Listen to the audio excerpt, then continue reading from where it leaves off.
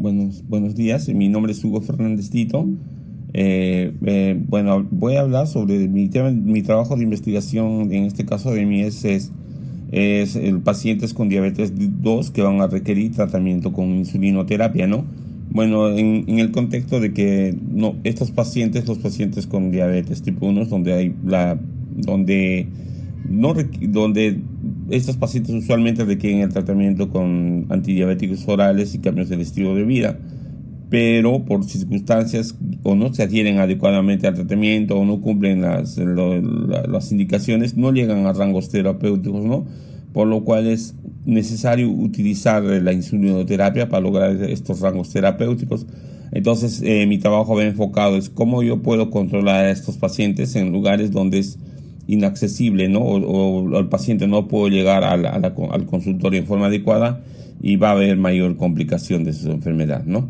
Bueno, como descripción del problema, yo mencionaremos que la diabetes mellitus es una enfermedad crónica de etiología diversa que cursa con hiperglicemia como resultado de un defecto absoluto, ¿no? Como en el caso de la diabetes tipo 1, o relativo, como en el caso de la diabetes tipo 2, de la secreción de insulina por las células beta del páncreas, ¿no? Siendo la más frecuente en un 90% de los casos en la diabetes tipo 2. Ahora también nos dimos que la enfermedad se ha constituido como la séptima causa de muerte en nuestro país y tiene una prevalencia estimada de 5.5% según la última encuesta demográfica y de salud familiar del ENDES, ¿no? Que fue realizada en el 2023. Y que la insulina se trata para tratar diabetes de tipo 2 cuando otros fármacos, ¿no? Otros fármacos y cambios del estilo de vida no son suficientes para controlar los niveles de azúcar en la sangre. O sea, no se llega a tener los objetivos terapéuticos, ¿no? Que nosotros deseamos. En este caso, vamos a tener que usar insulina, ¿no? Ahora, y que yo en el Hospital Nacional Arzobispo Loaiza, del cual yo soy residente, nosotros atendemos un gran número de pacientes con diabetes tipo 2 y diabetes tipo 1. Bueno, nosotros, por ejemplo, tenemos muchísimo más población en pacientes de diabetes tipo 2, ¿no? Y una mínima población de diabetes tipo 1. Sin embargo, nos dicen que presentan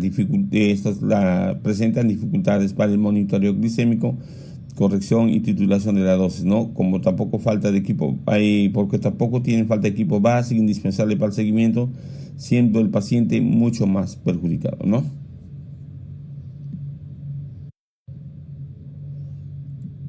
Ahora, nosotros tenemos algunos registros epidemiológicos acá. Bueno, acá tengo una tendencia de registro según sexo de Perú desde el 2019 hasta el 2024, ¿no? Lo que se ha visto es que la diabetes se asocia usualmente mayormente en el sexo femenino, ¿no? Como estamos viendo en la gráfica siguiente, ¿no? Donde hay mayor número de casos en comparación, si comparamos nosotros varón o mujer, ¿no?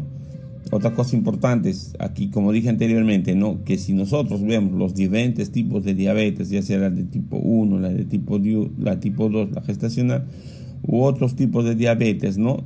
Que podemos mencionar, lo que estamos viendo acá, por ejemplo, es que la diabetes tipo 2 es la más frecuente, ¿no? Llegando a una población de 97%, ¿no? Como dije anteriormente, ¿no? Ahora, en cuanto a la justificación del trabajo, vamos a tocar a pacientes con diabetes de diferentes lugares de Lima y provincias, ¿no? Que van a presentar dificultades, ¿no? De acceso dificultades de acceso y adherencia al tratamiento, ¿no? La adherencia al tratamiento con el uso de insulina en pacientes con diabetes 2 mal controlados con antidiabéticos orales es un subgrupo importante, ¿no? Y con el apoyo de la telesalud contribuye en el impacto, ¿no? Directo en la mejoría y control glucémico y mejora la calidad de vida y disminución de las complicaciones, ¿no? Como es bien conocido, las complicaciones las vamos a definir en micro y macrovasculares, ¿no? Las microvasculares las definiremos como una retinopatía diabética, neuropatía diabética y nefropatía diabética. Y las complicaciones mayores tales eventos cardiovasculares, ya sea un infarto a miocardio o un stroke, ¿no? En que el contexto, por ejemplo, tenemos acá algunos antecedentes, ¿no? Por ejemplo, nos dicen que en el 2019 Clean y colaboradores llevaron a cabo un ensayo clínico, ¿no? Con el objetivo de evaluar la eficacia de la telemedicina mediante un sistema de mHealth, ¿no?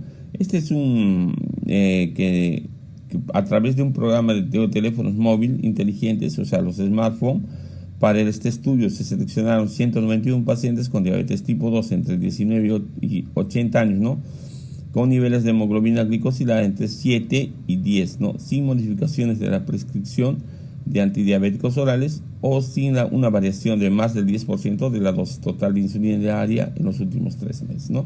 ¿Y qué conclusión se llevaron, no? Tras 24 semanas de estudio, los resultados mostraron una reducción significativa, ¿no? Del 35% de los niveles de hemoglobina glicosilada mayor en el grupo intervenido frente al grupo control. Esta reducción fue más acusada en pacientes con niveles de hemoglobina glicosilada mayor a 8, ¿no? Para los usuarios de la insulina. No se observaron cambios significativos en el perfil lipídico, peso corporal ni en la presión arterial. En cuanto a los eventos severos hiperglicémicos o hipoglicémicos, no se observaron diferencias significativas, ¿no?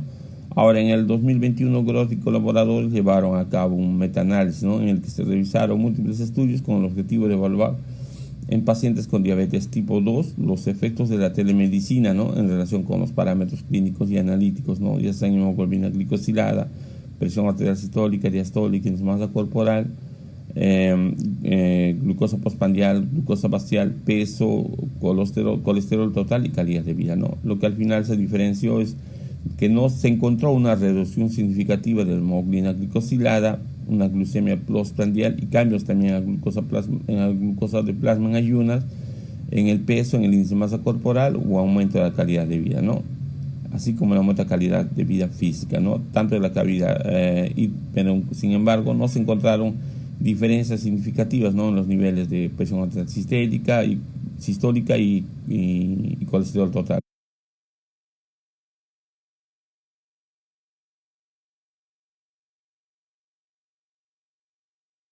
¿no?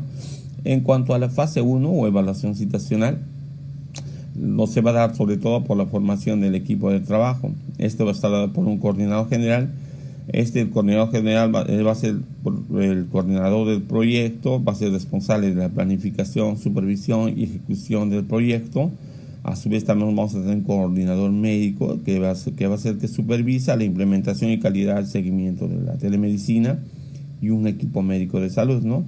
El cual va a estar dado, por ejemplo, por un médico endocrinólogo, que en este caso vamos a adquirir 2, responsables, ¿no? De las consultas, especialidades, seguimiento, prescripción médica, ¿no?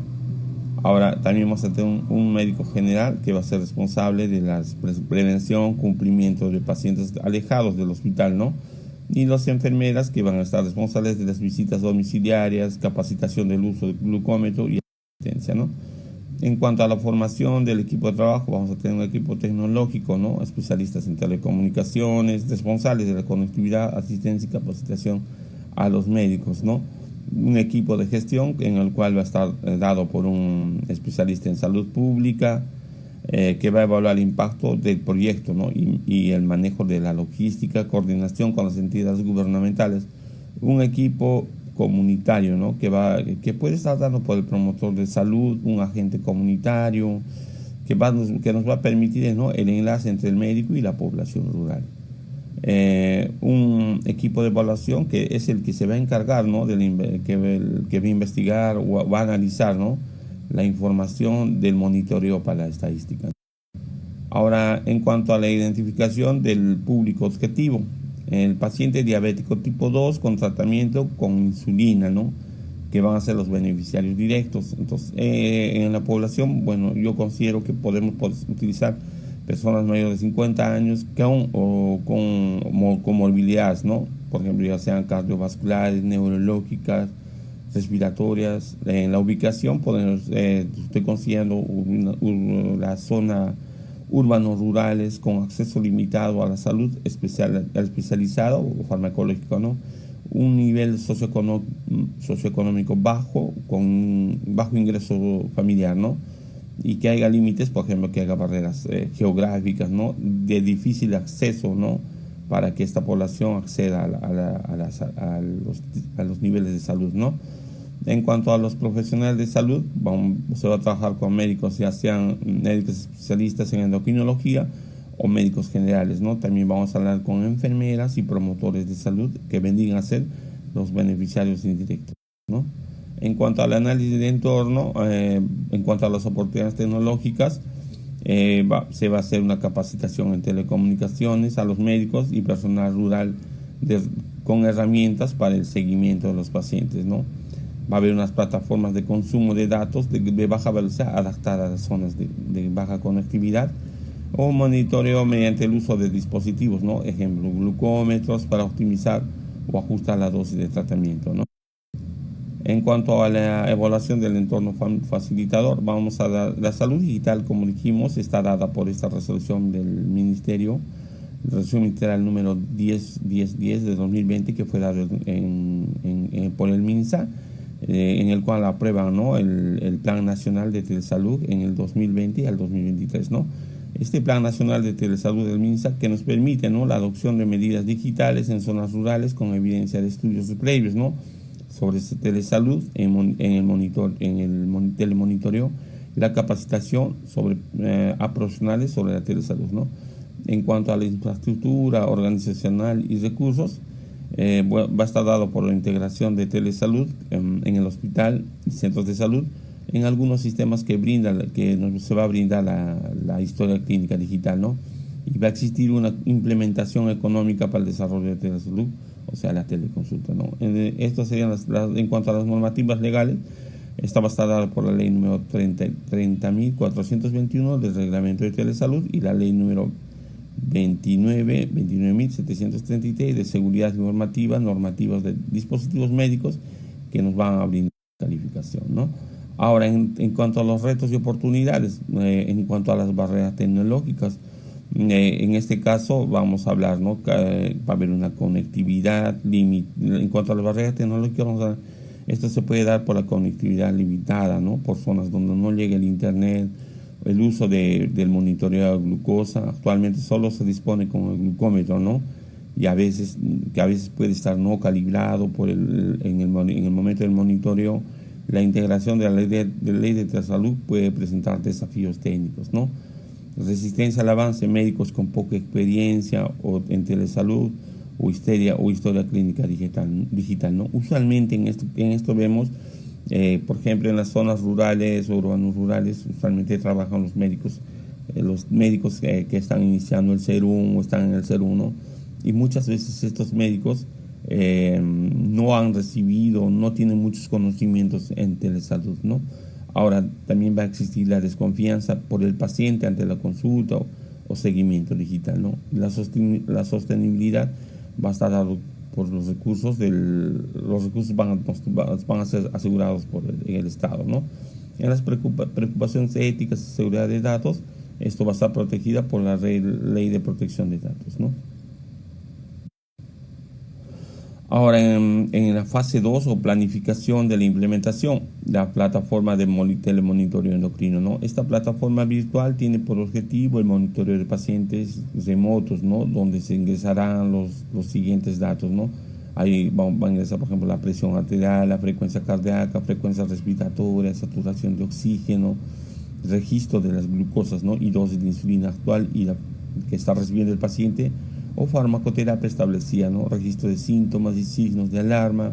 Se realizará teleconsultas especializadas con médicos endocrinólogos, ¿no? Si se requieren, se realizará un llenado de historia digital, de historia clínica digital y videos sobre el uso correcto de insulina y toma de glicemias capilares, ¿no?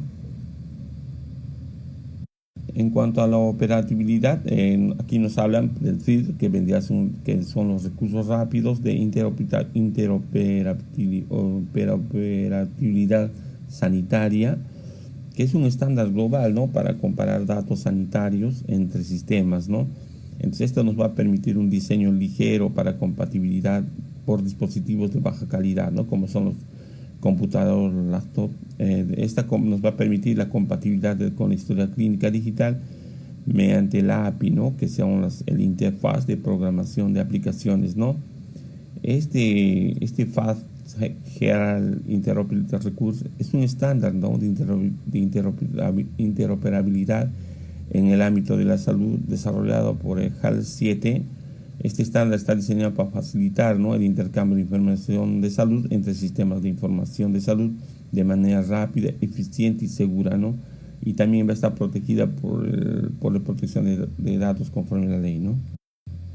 En cuanto al flujo, el primer paso va a ser el registro del paciente, ¿no?, que se inicia con se inicia con la videollamada, con el registro de datos y datos explicados, ¿no?, con presencia del personal de salud, ya sea de salud médico rural, y en este caso ya sea el médico, ya sea la enfermera, ¿no?, y el promotor, que podría ser opcional, ¿no? El paso 2, el seguimiento. El paciente informa de la dosis y muestra el registro de glicemias indicadas por el médico especialista, ¿no?, y completa la interacción con el endocrinólogo mediante las consultas o dudas, ¿no? El paso 3 estaría dado por la evaluación y análisis, ¿no? El médico endocrinólogo revisa los informes en el tiempo real y ajusta, ¿no?, el tratamiento. El sistema genera un gráfico T sobre el rango de glicemia, ¿no? Y el paso 4, en cuanto a la educación, el paciente replica mediante el apoyo del equipo rural posterior a la consulta, ¿no? Opción de videos, también hay una opción de recibir videos de educación en la plataforma, ¿no? Y el paso 5, de informes y mejora, nos va a permitir generación de informes estadísticos y análisis del equipo médico, ¿no? Ahora, en cuanto a la seguridad y protección de datos, esta va a estar dada por la ley número 29.733, que va a garantizar la confidencialidad, ¿no? Un acceso restringido solo a personal autorizado, y por lo cual nos va a dar un proceso de autentificación mediante el acceso con clave mediante usuario, ¿no? Ahora, en cuanto a los procedimientos operativos estándar, o SOP, para el telemonitoreo endocrino, primero, ¿no?, el SOP 1, que va a ser registro y gestión de pacientes, que nos va a permitir, ¿no?, la verificación de la identificación y el consentimiento informado, ¿no?, siendo un documento muy importante para proseguir con este acceso, ¿no? La creación de un perfil adecuado y la configuración del monitoreo remoto y entrega del glucómetro para el control de glucemias, ¿no? En el SOP 2, el paciente con diabetes se mide la glucosa con el glucómetro, el equipo rural ingresa los valores en el sistema digital y el médico, el especialista, revisa, ¿no?, los valores en el sistema digital. En cuanto al SOP 3, o teleconsulta y atención médica, se programa la videoconsulta de acuerdo a SOP 2. El médico especialista ajusta el tratamiento según los datos obtenidos y se actualiza la historia clínica digital, ¿no? El SOP 4, la seguridad y protección de datos. Nuevamente vemos la autentificación, en la cual está el acceso restringido a personal ajeno, y se realiza la auditoría de esta historia clínica digital, ¿no? En cuanto a los protocolos clínicos, por ejemplo, si hablamos de un protocolo clínico de manejo, en el cual vamos a ver una evaluación inicial y, por ejemplo, y cálculo de la dosis de la insulina, si lo requiere este paciente o no, y de acuerdo a sus niveles de glucosa, ¿no? Monitoreo remoto de sus glicemias y ajuste de la dosis, ¿no? En cuanto a los protocolos de atención de emergencia, tenemos que hacer una educación e identificación de signos y síntomas de alarma, por ejemplo, cuáles sean la taquicardia, la somnolencia, la pérdida de peso, la sudoración, ¿no? Y también el contacto con el promotor y el equipo de salud, y referencia a un centro de salud de mayor complejidad si este paciente requiriera esto, ¿no? En cuanto al protocolo de evaluación, consulta y según la evolución y adherencia, ¿no? Y educación y actualización de tratamientos. En cuanto a la participación de pacientes y consideraciones de equidad, ¿no? En cuanto a la participación, se tiene que hacer talleres sobre educación tecnológica a promotores y equipos de salud, cursos sobre telesalud, ¿no?, para pacientes y familiares, encuestas de calidad para el usuario, ¿no? En cuanto a la equidad, esto va a tener una bidireccionalidad, ¿no?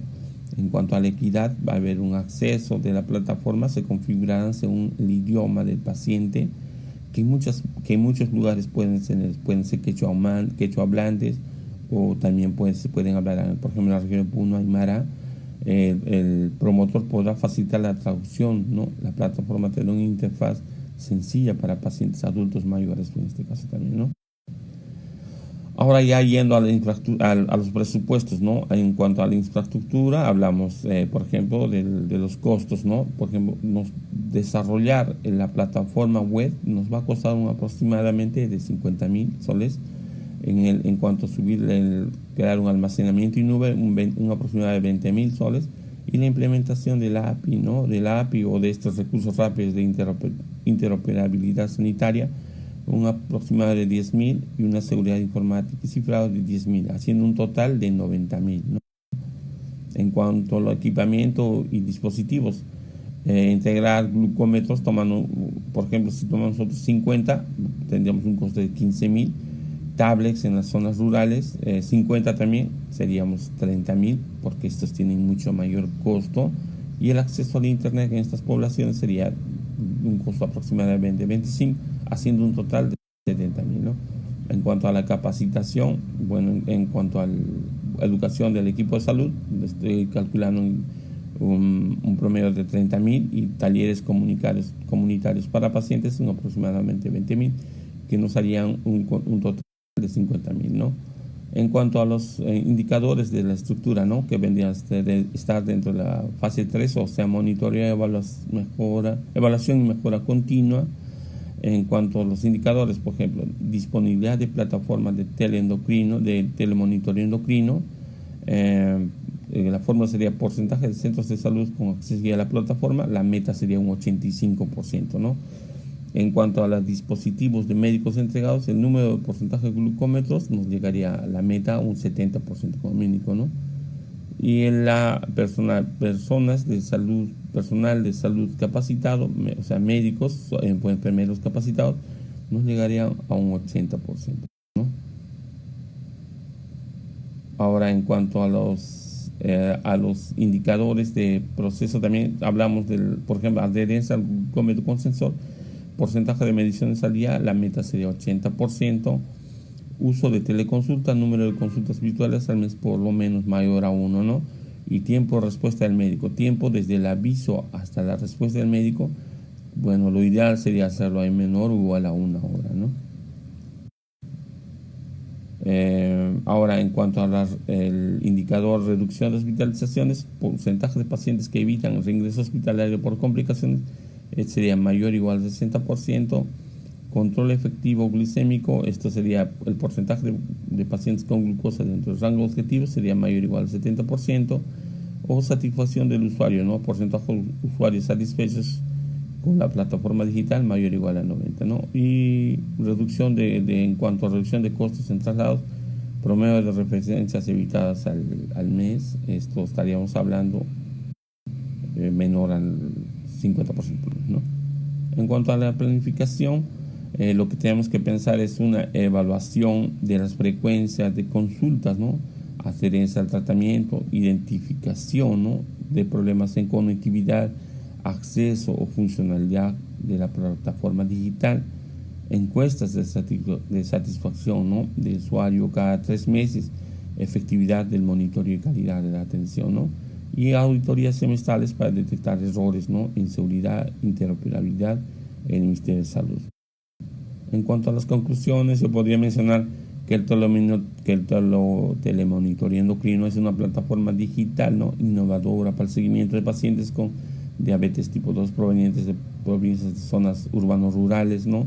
Su objetivo es facilitar el acceso al médico especialista, quien esté informado de su control glicémico, adherencia al tratamiento, educación en el uso de insulinas. Este proyecto reduce riesgos y hospitalizaciones, ¿no?